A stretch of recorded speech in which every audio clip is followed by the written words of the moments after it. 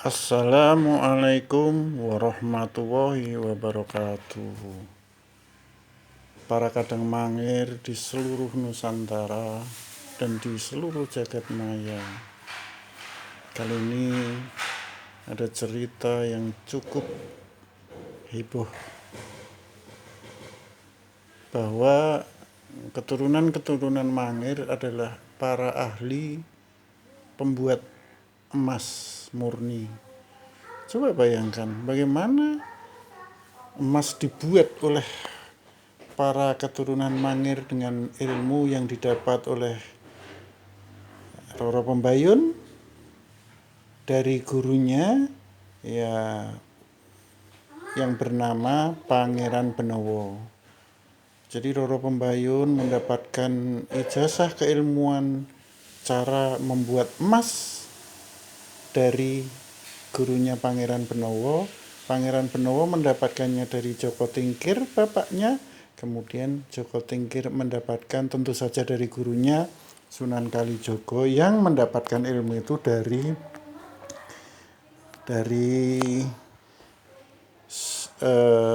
Sunan Bonang. Ternyata salah satu keturunan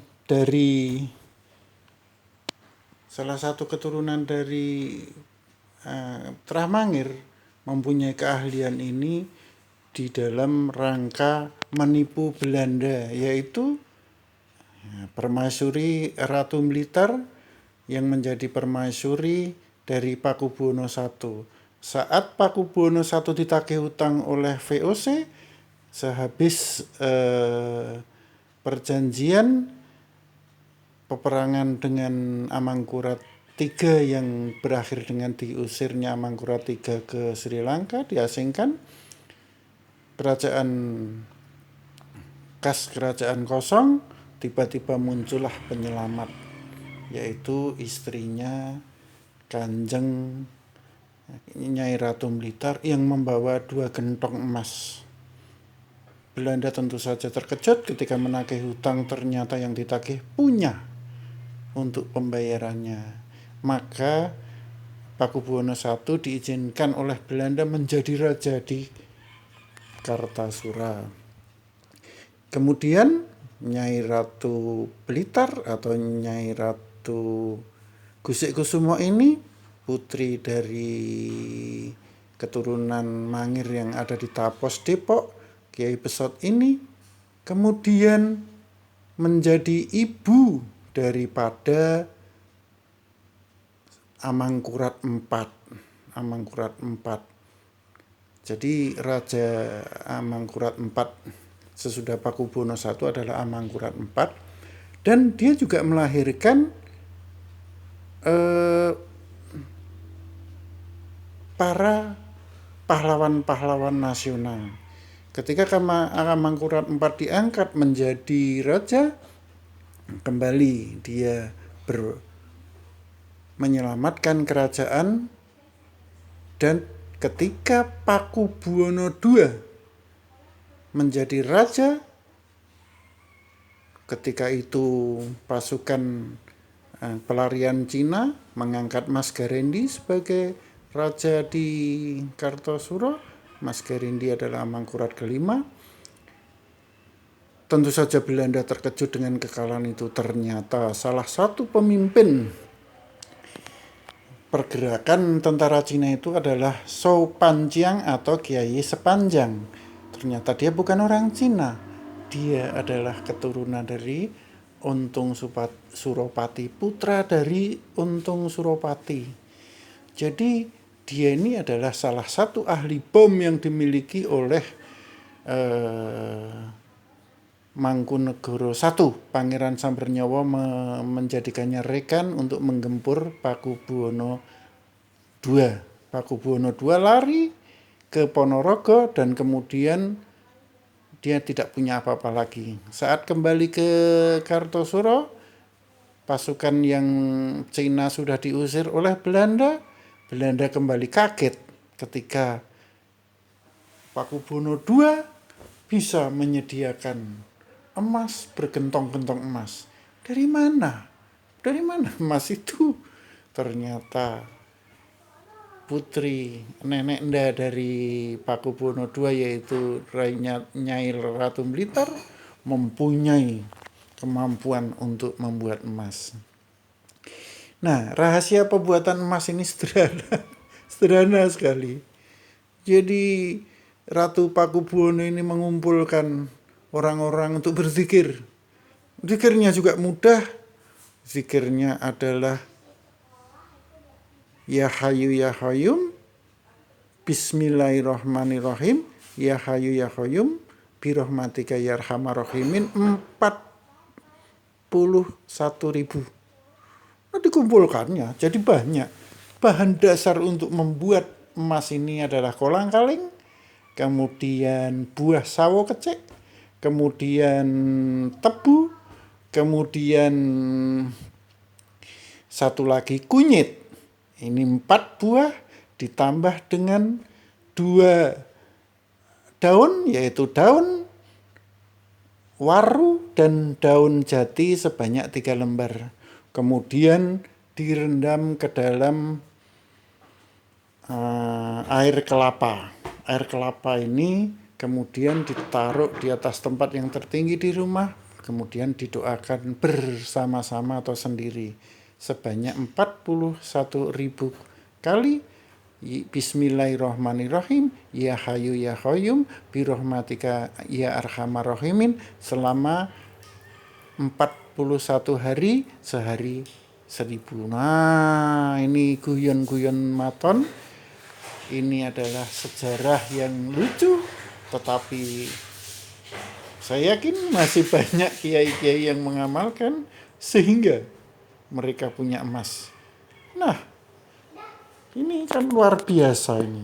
Ilmu yang luar biasa karena Belanda datang ke Indonesia itu hanya mencari emas. Dia hanya mencari emas. Loh, Jawa ini nggak ada. Di Jawa ini tidak adalah tambang emas. Kok ada emas?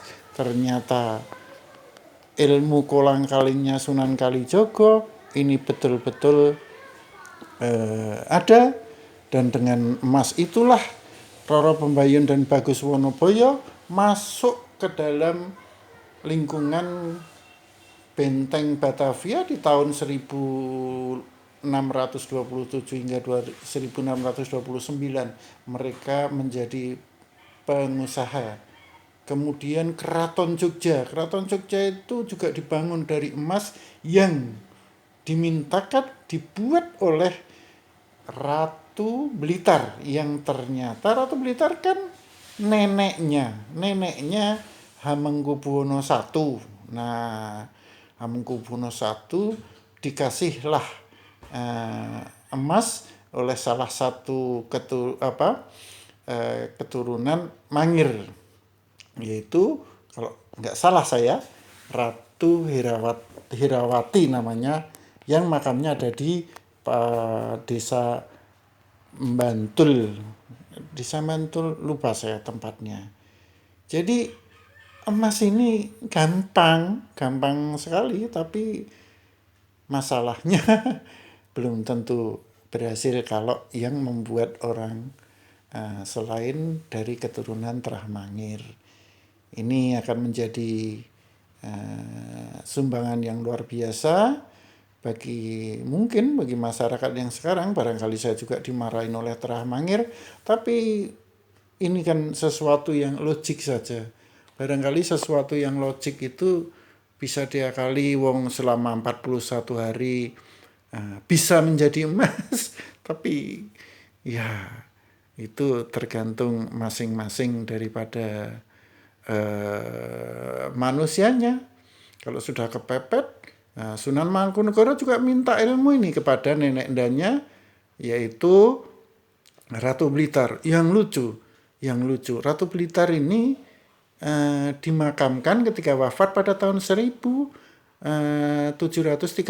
dimakamkan di Desa Nitian, Yogyakarta. Aneh kan? Harusnya dia dimakamkan di Imogiri, tetapi keturunan Mangir tidak ada yang mau dimakamkan di Imogiri, karena Mangir biasanya mendekati ke daerah Mangir. Itulah cerita dari Trah Mangir kali ini. Lucu tapi saya hanya menyampaikan bahwa ternyata Belanda dulu ketipu.